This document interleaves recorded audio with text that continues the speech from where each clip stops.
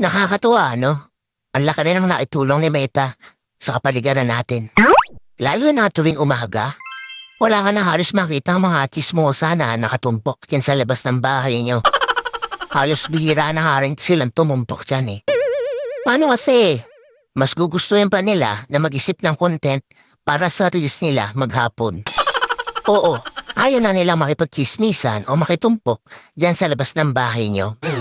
Actually, yung atensyon nila imbis na makipagchismisan, napunta na lang talaga sa pagre-reels. At ito pa ha, imagine ninyo. Kung dati, bumibili lang ng mga lutong ulam yung mga yan, ngayon, sila na mismo ang nagluluto ng mga ulam. At, kahit pritong itlog, inire-reels pa. Ganon kahusay si Meta. At ito ang pinakamalupit. Kung dati yung asawa mo tinatalakan ka sa tuwing uuwi ka, ngayon, hindi mo na makausap.